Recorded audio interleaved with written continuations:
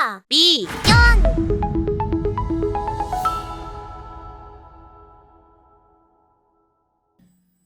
안녕하십니까.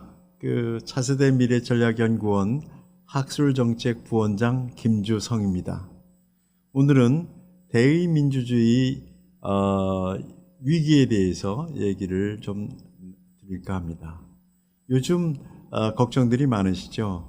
한국의 민주주의가 과연 잘 유지되고 성공할 수 있을지, 아니면 이 한국의 민주주의가 좌초에서 혹시 나라의 번영과 안정을 잃지는 않을지 여러분들이 많은 걱정을 하는 소리가 들립니다. 다음 대선에 좋은 후보를 뽑아서 우리나라의 민주주의를 반드시 성공시키도록 우리 마음을 쓸 시기가 왔습니다. 대의민주주의에 대해 민주주의 위기에 대한 이야기는 정작 우리의 이야기만은 아닙니다. 이미 선진국에서도 대의민주주의가 위기에 걸려 있지 않느냐라는 이야기들이 많이 있습니다. 그 이야기들의 자초지종들을 한번 살펴보도록 하십시다. 대의민주주의가 위기에 있다라는 이야기는 어찌 보면 참 이상하게 들릴지도 모르겠습니다. 왜냐하면 대의민주주의는 구소련권이 무너지면서 대의민주주의가 보편적인 정치 질서로 우리들한테 다가왔고, 우리 모두가 대의민주주의 속에서 자유롭고 평화롭고 안정된 삶을, 또 번영의 삶을 누려왔기 때문입니다. 우리 대의민주주의가 어떻게 이렇게 우리한테 보편적인 질서로, 정치 질서로 느껴졌는지 한번 되살펴보고, 다시 또 왜 이 위기에 걸려 있다는 이야기가 진행되고 있는지 한번 살펴보십시다. 대의민주주의는 영국과 프랑스에서 선진국에서 발전되어 왔습니다. 영국과 프랑스를 뒤따르고 캐치업하려고, 따라잡으려고 했었던 국가들이 독일이었는데, 독일을 비롯한 독일 제국, 황제가 지배했던 독일 제국과 오스트리아 헝가리 제국, 또 나아가 오스만 터키 제국이 영국과 프랑스에 도전을 했고, 영국과 프랑스의 자유민주주의 국가 주도의 협상국들이 제국주의 군주제 국가들과 국가의 동맹국들과 이제 벌인 세계대전이 제1차 세계대전입니다. 제1차 세계대전은 그림에 보시듯이 처음으로 항공기가 등장했고 탱크가 등장했었던 거대한 대량 살상무기들이 동원되었던 인류 초유의 전쟁이었습니다. 참여 군인이 7천만 명이나 되었었고 전사자가 900만 명이나 되었었기 때문에 전 세계 유례해 볼 수 없는 거대한 전쟁이었죠. 이 전쟁을 거치면서 자유민주주의 국가 주도의 협상국들이 승리를 했습니다. 마지막에 미국이 참전함으로 해서 제1차 세계대전은 마감됐죠. 이렇게 거대한 전쟁을 거치면서 도전 세력을, 또는 정치 문명적으로 봐서 군주제 국가들과의 경쟁에서, 또 투쟁에서, 전쟁에서 자유민주주의 국가가 승리함으로 해서 자유민주주의가 우리 인류의 가장 소중한 정치 제도라는 것이 증명되기 시작을 했습니다. 그 이후에 여러분들이 잘 기억하시는 제2차 세계대전이 일어나죠. 제2차 세계대전도 영국과 프랑스, 미국과 같은 선진국의 자유민주주의 국가 주도의 연합국과 군국주의 파시즘, 즉 영국, 프랑스, 미국을 따라잡으려고 했던 독일, 이태리, 일본과 같은 군국 파시즘 국가들의 주도의 주축국가의 전쟁이었습니다. 전사자가 군인만 해도 2,500만 명이 나왔고 민간인 전사자가 3천만 명이 이르는, 정말로 1차 세계대전과는 또 규모가 다른 거대한 전쟁이었죠. 이때 자유민주주의 국가인 미국, 영국, 프랑스는 독일한테 처음에 무너졌었지만 미국과 영국의 주도로 자유민주주의 국가들의 승리로 끝났습니다. 물론 자유민주주의 국가, 이때 연합국을 형성했던 국가는 소련과 같은 공산국가도 연합국에 참여를 했었죠. 그러나 이때 군국주의 파시즘 국가는 자유민주주의 국가 주도의 연합국 세력에 패배함으로 해서 역사에 사라졌습니다.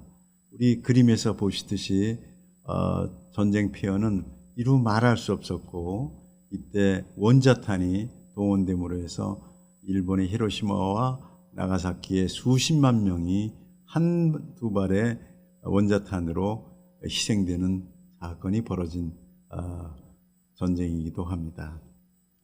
이렇게 세계대 2차 대전이 끝나고 나서 다시 이제 냉전이 시작됩니다. 냉전이라는 것은 이와 같이 거대한 열전이라고 해서 거대한 피가 흐르는 거대한 전쟁은 하지 않았지만 미국과 소련이라는 양대 진영에서의 직접 싸우지는 않고 지역전으로 해서 이루어졌던 전쟁 기간이 상당히 오래 길죠. 그걸 콜드워라고, 냉전이라고 불렀었는데 1945년부터 1991년까지 잡을 수 있습니다. 소련이 붕괴될 때까지.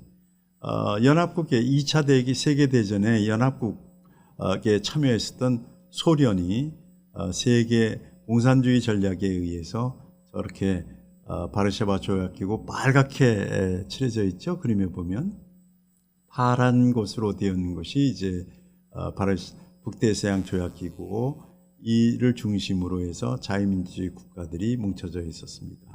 이렇게 양진영으로 해서 오랜 46년에 걸치는 냉전을 거치면서 궁극적으로 공산 전체주의 국가들이 다시 무릎을 꿇고 자유민주주의 연합국들이 승리를 하게 되는 거죠. 이때 일어났던 전쟁들을 살펴보면 1946년에 그리스 내전, 48년에 베를린이 봉쇄됐었고 독일에, 그다음에 46년서부터 국공내전이라고 해서 모택동과 장개석의 중국 싸움에서 결국 모택동이 이김으로 해서 중공이 성립되었죠. 그다음에 50년에 한국전쟁이 일어나서 우리의 6.25라고 불리는 제2차 세계대전 이후에 가장 큰 전쟁이었던 것이 한국전쟁이었죠. 그 뒤에 베를린이 위기에 닥쳐서 베를린의 장벽이 설치되기 시작한 것이 1961년입니다. 그 이후에 쿠바에 미사일을 갖다 놓음으로 해서 쿠바 미사일 위기로 세계 3차 대전이 일어날 뻔했었던 위기가 나왔고, 그 뒤에 우리 월남 파병을 했었던, 우리나라도 참전했었던 베트남 전쟁, 그 뒤에 이제 소련의 아프간의 침공에 이어서 1989년서부터 이제 그 동구권이 무너지기 시작했습니다.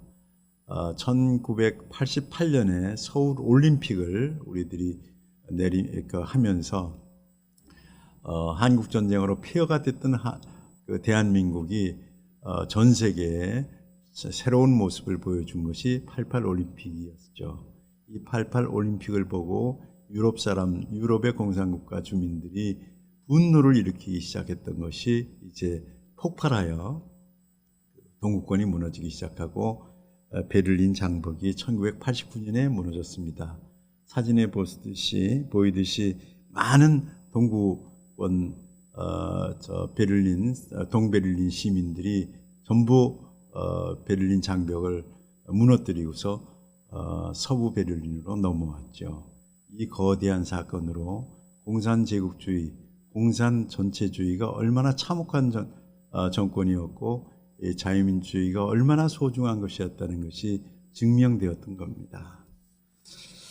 1989년에 이 일이 일어나서 1991년에 소련이 마지막 붕괴를 일으켰을 때 미국의 정치학자인 프란시스 후쿠야마는 이제 소련의 붕괴로 말미암아 냉전이 끝났다. 그래서 이제는 역사의 종언이 이루어졌다라고 선언한 것이 1989년이고 그 책이 나온 게 1992년입니다. 이 의미는 뭐냐? 이제 이 세계에는 자유민주주의 국가 이외에 모든 국가가 없어진다는 뜻이 아니고 소련의 붕괴로 냉전에서 자유민주주의가 승리했으므로 이제 역사는 끝났다. 서로 대결의 역사는 끝났다. 최선의 정치체제, 보편적인 정치체제라는 무엇인가에 관한 논쟁은 이미 걸러놨고 그것은 바로 자유민주주의다라는 결론을 냈었던 유명한 학자가 프란시스 후쿠야마입니다. 일본계 미국인이죠. 미국인 정치학자죠. 이 이후에 우리 자유민주주의 국가 모든 국가들은 자유민주주의가 세계 보편 질서이고 이제는 평화가 오리라는 커다란 희망을 품게 되었습니다. 그래서 디에땅뜨라고 기억하시죠? 1972년에 닉슨이 중국을 가면서 냉전을 해결하기 위해서 중국을 소련으로부터 분리시켜서 시장 제도를 받아들이게 또 중국을 세계 무역 질서에 편입을 시키는 작업을 미국에서 해왔고 1998년에 클린턴은 중국을 WTO에 가입을 시킵니다. 그러므로 해서 중국은 한국 모델, 한국의 개발 국가, 한국의 경제 성장 모델을 모범을 삼아서 급속도로 중국은 번영을 하기 시작을 했습니다. 이렇게 번영을 하면은 한국처럼 독재 국가였다가 또 자유민주주의 국가로 민주화가 된다는 그런 기대를 품고 있었는데 황정엽 우리 북한 비서가 내려오신 우리한테 귀순하셨었죠. 그 황정엽 씨가 얘기할 때 이것은 잘못된 기대다. 공산주의자들은 절대 그럴 리가 없다라고 예언을 했는데 바로 그와 같이 중국은 이제 자유민주주의 정치체제로 전환하는 것이 아니라 오히려 디지털 전체주의 국가로 전환하면서 세계 정복을 아니면 중국의 새로운 1대1로 정책으로 세계화, 세계 공산화 아니면 세계를 지배하는 중국의 영향력을 그대로 세계에 반영시키려고 하는 중국몽, 중국의 꿈을 꾸기 시작을 합니다. 이러므로 해서 중국과 미중의 패권 경쟁의 새로운 신냉전 시대로 접어들었습니다. 2010년에 신카쿠 열도의 분쟁을 기억하실 겁니다. 그리고 지금 2016년부터 남중국해, 베트남과 필리핀 사이에 있는 남중국해의 90%를 중국이 지배하려고 지금 많은 일들을 도모하고 있고요. 그 다음에 대만을 통일하려고 해서 2020년부터 이제 그 대만과 중국 본토 사이의 양안의 문제가 굉장히 크게 지금 위험에 빠지고 있습니다. 2018년 트럼프 대통령 시대부터 이제 미국과 중국은 본격적인 무역 전쟁을 하고 있습니다. 이제 세계는 변환되고 있고 세계 질서는 크게 변동이 일어나고 있습니다. 이것을 우리가 지금 얘기한 자유민주주의로 본다 그러면 자유민주주의 국가는 군주제 1차 대전에서 군주제의 정치 문명을 과 싸워서 대결해서 승리를 했고 2차 세계대전으로 파시즘 전체주의 국가들과 대결해서 승리를 했고 냉전으로 비시장 공산주의 독재체제를 극복을 했습니다. 그러나 이제 시장을 받아들인 중국 공산주의 디지털 독재체제가 자유민주주의의 새로운 도전장을 내므로 해서 자유민주주의는 이제 또다시 거대한 도전을 받고 위기에 봉착하게 되었다라고 볼 수 있습니다. 이게 세계적인 흐름인데 이것은 이 이외에도 우리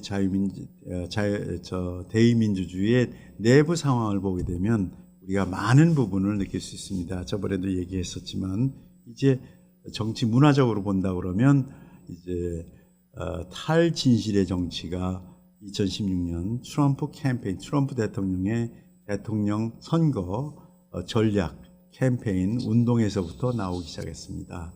당시에 워싱턴 포스트지가 팩트 체크를 한 결과 트럼프 대통령의 말의 70%가 거짓으로 지금 드러났는데도 불구하고 국민들은 트럼프에 열광을 하는 기현상이 일어났습니다. 이것을 보고 많은 지식인들이 우려를 하기 시작했고, 또 영국 같은 경우에 보면 보리스 존슨 영국 수상이 EU를 탈퇴하기 위한 국민 투표를 하면서 이 버스를 타고 다니면서 국민한테 호소를 했는데, 거기에서 사진에 보시듯이 3억 5천만 달러, 3억 5천만 파운드를 매주 EU에 보내고 있다고 국민들한테 피의식을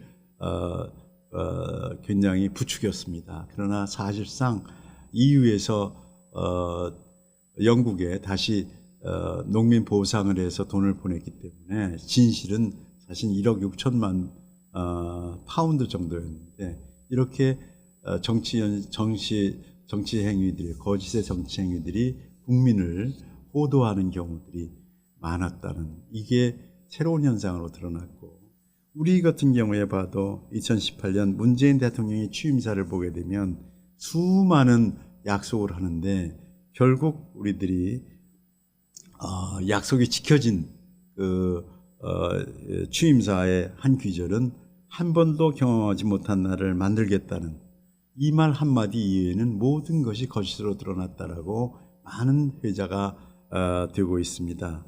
이처럼 그 탈진실의 정치가 대의민주주의의 위기를 불러오고 있습니다. 아마도 상식과 공정이 통하는 이런 사회를 다시 만들지 않으면 대의민주주의는 정말 국민을 위한 정치가 아니라 정치가들의 욕망을 채워주는 그런 정말 부패한 정치제도로 아마 전락할지도 모르겠죠. 대의민주주의는 이렇게 정치 문화적으로도 지금 도전을 받고 있고, 전에 얘기했듯이 삼권 분립 체계가 무너지는 권력 집중이 일어남으로 해서 대의민주주의는 또다시 위기에 봉착해 있는 모습을 볼 수 있습니다.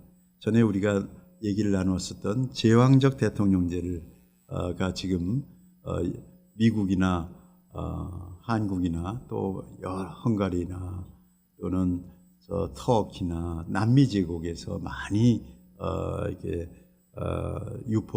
퍼져나가고 있습니다. 미국의 경우에는 전에 살펴보았듯이 닉슨 대통령 때 외교와 내정에서 의회의 권력이 압도하고 있다라고 해서 제왕적 대통령제가 일어나고 있다고 고발이 되었었죠. 그때 미국의 정치제도는 사실 의회 우선주의 국가입니다. 의회에서 예산권과 전쟁 선포권을 의회에서 갖고 있는데도 불구하고 의회를 넘어서서 대통령들이 전쟁을 수행하는 경우들이 파다했기 때문에 이런 일들이 일어났던 거죠. 삼권 분립이 제대로 이렇게 작동되지 않는 현실을 제왕적 대통령제라고 얘기를 하고 있습니다. 우리 같은 경우에 보게 되면 문재인 정권 들어와서 대통령의 권력이 절대 권력화된 모습들을 많이 보지 않았습니까? 국무회의는 우리 국무회의의 모습은 텔레비에 전혀 나오지 않고 오히려 비서진 회의, 청와대 비서진 회의가 정책 기능을 다 수행하면서 TV에 나오고 있는 형편이어서 국가 시스템 자체가 위험에 빠져 있는 모습을 우리가 볼 수 있습니다. 이 문재인 정권의 마지막 모습을 보면 입법부를 장악하고 있고 사법부를 장악한 모습, 그다음에 행정부 전체를 장악했고 언론을 장악하고 있고 고위공무원들이 꼼짝달싹 못하게 대통령 절대 권력화가 이루어진 모습이 또 하나의 대의민주주의의 커다란 위기가 아닐 수 없다고 보입니다. 또한 우리들이 전에 살펴보았듯이 대의민주주의의 위기는 국회에서 볼 수 있지 않았습니까? 국회가 과연 민의의 전당이냐. 여의도에 가면 민의의 전당이라고 커다란 바위에 당당하게 새겨놨지만 사실상 그동안 운영된 것을 보면 동물국회라고 그러면 국회에서 양당이 법안을 평화롭게 안정적으로 토론해서 심의를 거쳐서 합당한 법안을 생산하는 것이 아니라 불합리한 법안을 통과시키기 위해서 서로 주먹질을 하고 뭐 어떤 경우에는 도끼를 들고서 문을 로텐더 홀의 문을 두드려 부순다든가 의장석에 뛰어든다든가 의자를 집어던진다든가 이런 동물 국회로 운영된 모습들을 많이 보는데, 이게 국회가 기본적으로 성립됐을 때 그 의회를 만든 이유는 이렇게 싸우라고 만든 것이 아니지 않았습니까? 그것이 그 문제를 해결하겠다고 해서 20대 국회, 1916년부터 4년 동안 했던 20대 국회에서는 식물국회로, 그것은 법안을 이미 그 상임위원회에서 싸워서 거기서 싸움을 다 끝낸 이후에 본회의에서는 정말 누구도 아무 말 없이 가서 투표만 하는 아주 식물국회. 그래서 결국 법안 생산을 별로 하지 못한 아주 무능하고 비효율적인 국회가 운영됐죠. 그러다 21대 들어와서 여당이 180석을 차지하면서 괴물국회가 되었다는 이야기를 저번 시간에 했었죠. 이때는 이제는 모든 법안을 이 180석의 여당이 마음대로 헌법까지, 법률과 헌법을 넘어서는 위헌적인 요소를 마다하지 않고 마구 법안을 통과시키는 괴물국회가 되어 있다는 모습, 이것들을 보게 되면 과연 국회가 민의의 전당인가에 대한 의구심이 많이 일어납니다. 이렇게 오늘은 대의민주주의가 갖고 있는 우리들이 기대하지 못했었던 이런 위기의 문제들을 많이 짚어봤습니다. 이 위기를 어떻게 돌파하고 어떤 대안이 있는가, 이 부분들을 아마 다음 시간부터 짚어볼까 합니다. 우리들이 지금 대의민주주의의 위기를 극복하고 정말 대의민주주의가 갖고 있었던 국민의 모든 삶을 평화롭고 풍요롭게 또 안정되게 모든 사람이 자유롭게 살 수 있는 사회를 만들 수 있는 정치제도로서 작동할 수 있는 새로운 길을 모색하는 그 길에 대한 생각들을 다음 시간부터 차례차례 한번 짚어보도록 하겠습니다. 오늘은 여기서 마치겠습니다. 경청해 주셔서 감사합니다. 미연